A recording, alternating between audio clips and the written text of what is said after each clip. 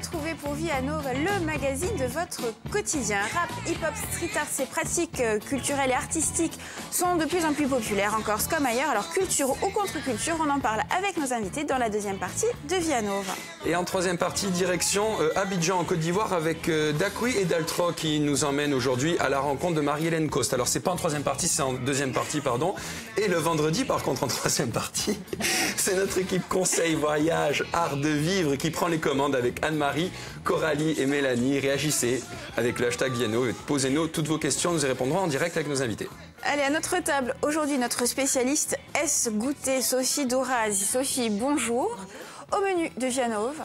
Alors aujourd'hui, des cookies au beurre de cacahuète et pépites de chocolat. Et avec ça, on va faire des cookie cups pour un petit café gourmand original. Oh, très bien. Mais avant de nous régaler, place à l'info méditerranéenne avec vous, Marie-Jo Arighilian, direction l'Italie, où on se régale également. Oui, exactement, on part à Pompéi. Bon, c'est plus culturel que gastronomique cette fois-ci, mais on peut allier les deux. C'est bien aussi. Soyons fous. Tout à fait. Avec cette information de France 2 qui a été relayée par France Info et qui titre « Pompéi, les nouveaux trésors de la cité ensevelie ». Alors, vous savez que cette ville avait donc été effacée de la carte il y a presque 2000 ans, oui, c'est ça.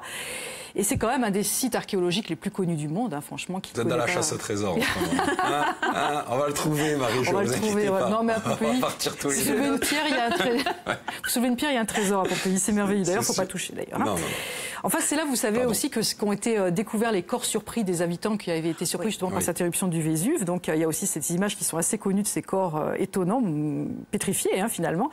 Et on nous dit qu'en 1900, rien du tout, qu'en 2018, 1900, on s'en fout, c'est très loin, 3,5 millions de visiteurs ont visité le bas de la ville, qui est donc la partie la mieux connue. Alors, en fait, c'est vrai que ce sont des ruines qui sont extrêmement intéressantes parce que cette cité était extrêmement prospère à l'époque de l'Antiquité romaine. Donc, il y avait plusieurs milliers d'habitants, du coup, des temples, du coup, des monuments, évidemment, et ces très belles villas romaines qui sont décorées en général de fresques, de sculptures et de mosaïques. Alors, il y en a qui sont visibles, évidemment, et ouvertes au public, mais plus au nord de la ville, il y avait une partie qui était encore tout à fait fermée pour l'instant et qui était jusque-là absolument inexploitée, mais les fouilles ont repris il y a assez peu de temps. Et on nous dit qu'il a fallu plusieurs années pour dégager les 5 mètres quand même de cendres et de terre qui recouvraient les habitations. Alors, évidemment, on a découvert des merveilles en dessous, donc de nouvelles fresques, des mosaïques tout à fait conservée au sol, mais vraiment dans un état de conservation extraordinaire, complètement intact. C'est ce qu'on voit là. Oui, elle est vraiment magnifique. Hein. Et voilà. Et donc on a aussi découvert des fontaines comme celle qu'on va voir aussi maintenant, qui est, c'est vraiment un petit monument, quoi, avec des sculptures, des mosaïques aussi. Enfin, c'est vraiment magnifique. Donc il y a encore tout un tas de secrets à découvrir à Pompéi. Pour l'instant, c'est pas encore visitable. On est encore en train de fouiller, mais bientôt, ce sera une destination de vacances merveilleuse. Enfin, ça l'est déjà, hein, mais encore plus merveilleuse. Très bien. Merci beaucoup, Marie-Jo. Sophie, à nous pour ces cookies cups. Oui. Alors d'abord, on va commencer les ingrédients, évidemment. par les cookies simples. Les simples cookies. Donc on va commencer. On va les crescendo, si vous le voulez bien. On commence par le simple et après on va dans l'original. Donc pour faire les cookies, au niveau des ingrédients, il faut 65 g de beurre, 65 g de beurre de cacahuète, 180 g de sucre de canne, un œuf, 215 g de farine, des pépites de chocolat, mais ça peut être facultatif, un demi-sachet de levure chimique, et après on peut rajouter vanille en gousse, sucre vanillé ou rien. D'accord. Voilà, on choisit. Donc, la première étape. On va commencer. La première étape, on préchauffe le four à 180 degrés. On commence toujours pareil, voilà. Est-ce que c'est ce qu'elle fait? Elle se colle au four. On va battre les deux beurres, donc le beurre normal et le beurre de cacahuète, qu'on va mélanger avec le sucre.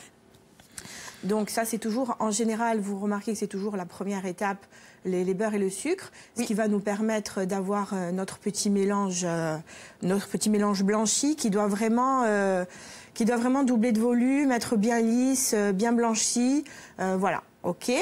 Ensuite, une fois qu'on a mélangé donc les beurres et le sucre, on va rajouter l'œuf. C'est une recette vraiment très simple, très rapide. C'est étape par étape, il n'y a aucune complication. Donc, on bat bien toujours entre chaque ingrédient, bien sûr. Ensuite, autour de la farine et de la levure. Voilà. Donc, on mélange bien. C'est vrai qu'avec un batteur, c'est quand même plus facile.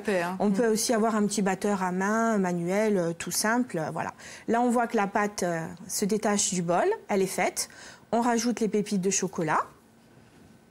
Et on mélange. Mais à ce stade-là, la pâte à cookies est déjà terminée. Voilà. On laisse Et là maintenant, reposer. on va faire nos petits... Non, on laisse pas reposer, on attaque direct. Vous avez on fait... un commis de cuisine. Pour vous montrer que c'est très facile, une petite fille de 8 ans y arrive. Voilà, c'est mon petit commis du jour. Et elle est fière. Hein. Elle est très fière. Donc, on fait des petites boules, on les dispose sur la plaque de cuisson. On les aplatit un tout petit peu, mais pas trop, parce qu'on veut pas des cookies tout plats. Après, c'est très dur. Donc, on préfère qu'ils restent assez bombés pour garder tout leur moelleux. Ça gonfle un peu à la cuisson? Ça va gonfler un petit peu. Donc, on les dispose en quinconce. Et quand ils sont cuits, ils sont un petit peu dorés sur le côté, un petit peu dorés dessus, et surtout bien craquelés sur le dessus. Voilà. Et Sophie, alors pourquoi le beurre de cacahuète? Alors, le beurre de cacahuète, ça permet d'avoir une petite originalité, un goût un petit peu différent. Si on n'en veut pas, on peut simplement mettre 130 grammes de beurre normal. Mais le beurre de cacahuète, c'est pas forcément... c'est quelque chose qui a mauvaise presse, mais en fait c'est un beurre végétal, c'est de la pâte d'arachide. Simplement il faut bien l'acheter, donc 100% pâte d'arachide, sans sucre, sans huile de palme, parce que souvent on en trouve avec plein d'additifs et là ça n'a plus d'intérêt. Et voilà. Oui, on le trouve sucré ou non sucré. Voilà, le mieux c'est de prendre 100% pur beurre de cacahuète, c'est vraiment de l'arachide mixé. Il n'y a rien d'autre à l'intérieur. Et du coup, c'est un beurre végétal avec plein d'acides gras insaturés. Donc, c'est plutôt pas mal. Et c'est plutôt pas mal. Et c'est très bon au niveau du goût. Voilà, c'est très très bon. Mais on évite donc les pots crunchy ou pas crunchy qui sont non, ça, ouais, on évite parce qu'il y a plein de choses. Ou du sel ou du sucre en plus. Voilà. Ouais, trop d'additifs. Et Sophie, la deuxième astuce du jour. Alors, la deuxième astuce du jour, je vous ai fait un petit tuto en photo pour que ce soit plus facile à comprendre. On va faire des cookie cups.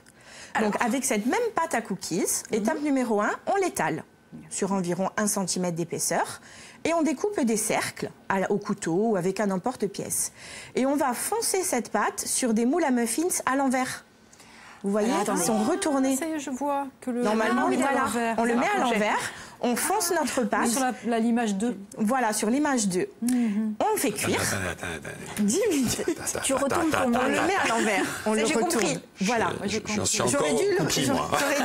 Apporter un Ah oui, d'accord, oui, d'accord, l'emporte-pièce. C'est notre pâte à cookies, voilà. Côté, Bon, voilà, bombé. on fait cuire 10 minutes, on laisse bien refroidir pour que ça se démoule facilement.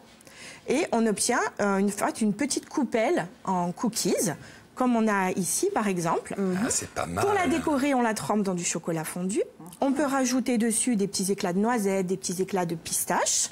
Et en exemple de présentation, si on veut faire un petit dîner à la maison, un petit dessert assez surprenant, assez rapide, on s'inspire en fait du café gourmand. Donc là, voilà, j'ai mis une petite ardoise de présentation, mon petit café, mon cookie cup. À l'intérieur, j'ai mis une salade de fruits frais. On peut mettre de la chantilly, on peut mettre une boule de glace. Et en fait, on a 2 desserts en un puisque le contenant est comestible et se mange. Et c'est un biscuit. Très bonne idée. Voilà. Bien. Sophie, on retrouve toutes ces astuces sur votre page. Alors, je mets tout, les Internet. recettes complètes, le lien de la vidéo sur ma page Facebook Sophie Gâteau Ajaccio, Sokex. Ah, maintenant on goûte. Quand même. Maintenant il faut goûter. Voilà. Bon. Non. Je les garde pour vous. Égoïste. C'est très bon, Sophie. Merci beaucoup, délicieux. À refaire pendant les vacances. Délicieux. Allez, Merci à beaucoup, refaire pendant Sophie. les vacances. Vous retrouvez la recette, bien sûr, sur Facebook également. On se rejoint dans un instant pour la deuxième partie. On parle hip-hop, on parle rap, on parle graphique. Ouais. Ils sont moelleux. Oui, ils sont moelleux.